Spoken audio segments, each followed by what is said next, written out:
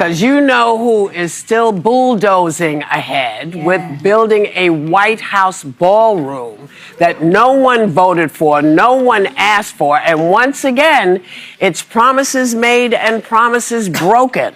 Take a look. It won't interfere with the current building. It'll be near it, but not touching it, and pays total respect to the existing building, which I'm the biggest fan of. It's my favorite. Right behind us, we're building a ballroom. They've wanted a ballroom for 150 years, and I'm giving that honor to this wonderful place. Right on the other side, you have a lot of construction going on, which you might hear periodically. You're going to see a ballroom the likes of which I don't think it'll be topped. Today, we've got a story that's causing some major shockwaves across social media and political circles. I'm talking about the latest controversy coming straight out of Washington. Reports that portions of the White House have been demolished for a new ballroom project allegedly commissioned under President Trump's direction. And yes, this is happening amid a government shutdown. Now, before you even take a deep breath, let that sink in. The government is partially shut down. Thousands of federal workers are either unpaid or furloughed, and yet there are bulldozers rolling across sections of the White House lawn? If that doesn't raise eyebrows, I don't know what will. This story hit daytime TV like a thunderclap when the co-hosts of TheView weighed in, and let me tell you, things got heated. Whoopi Goldberg didn't hold back for even a second. She looked visibly upset. You could feel the frustration dripping from her voice when she said she felt disgusted by what's going on. She reminded Trump in no uncertain terms that the White House is not his home. It's the people's house. Okay. Okay. That is not your building. You Correct. don't own that building. That would be like me going over to Trump Tower and saying I'm going to build a disco. You know, they've wanted a disco in Trump Tower for hundreds of years. And so, I mean, come on, man. You don't own that building. That is the people's building. You don't own it. And she's right.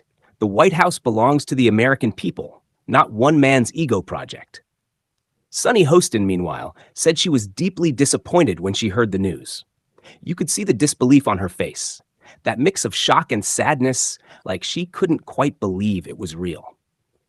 She brought up the optics, asking how anyone could justify luxury construction during a shutdown that's affecting families across the nation. She asked the question a lot of Americans are thinking, what message does this send? And honestly, that's a good question. Think about it. You've got families trying to figure out how to pay bills while federal checks are on hold. And at the same time, part of the most iconic residence in the country is being torn down for a ballroom. The symbolism is heavy. It's like dancing on the deck of the Titanic while the ship is taking on water. It gets that part. That's what struck me. It's a $250 million project. It's going to be tacky and gaudy. You know that. And people are losing their health care. And they're losing their health to care. give tax breaks to multimillionaires. And to billionaires who probably are some of the private donors for this tacky, gaudy, nasty ballroom. And the thing that you said, Whoopi, was the first thing that came to mind.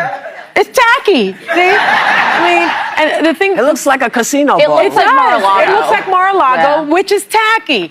And I think for me, Whoopi, the first thing that came to mind was that this is a metaphor for what's going on in our country. He is tearing down the house. He is tearing down the people's house. He's an nihilist.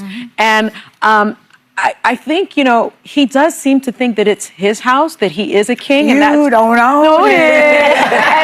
And I mean, just over the weekend, you have 7 million people telling him that's not your house. You are not a king.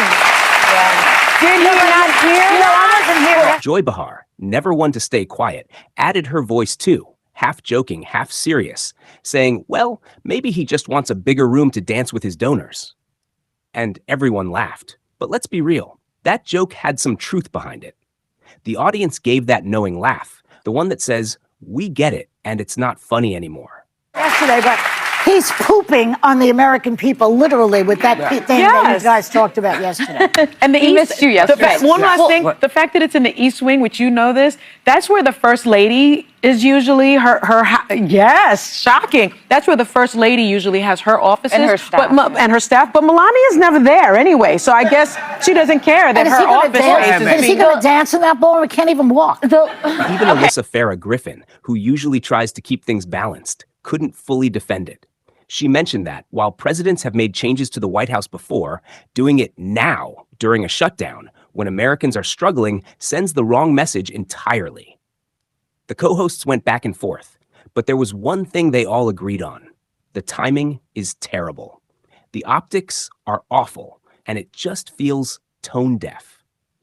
Americans are watching this unfold, wondering if their leaders are truly in touch with what's happening outside those White House gates. As I was watching the clip, I couldn't help but shake my head too. I mean, imagine hearing your paychecks delayed, your rent's due, and your government's partially frozen, while construction crews are busy tearing down a wall to make space for a ballroom. You can't make this up. Whoopi's closing comment summed it up perfectly.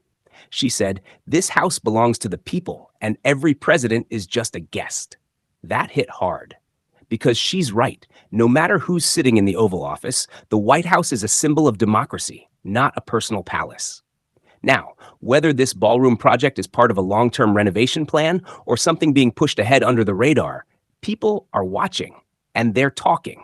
The symbolism, the message, the timing, it all matters. So, my take? If this report is true, it's one of the most tone-deaf moves in recent memory. Maybe it's time for some serious reflection inside 1600 Pennsylvania Avenue. Because while you can rebuild walls and add chandeliers, what you can't rebuild is trust once it's broken.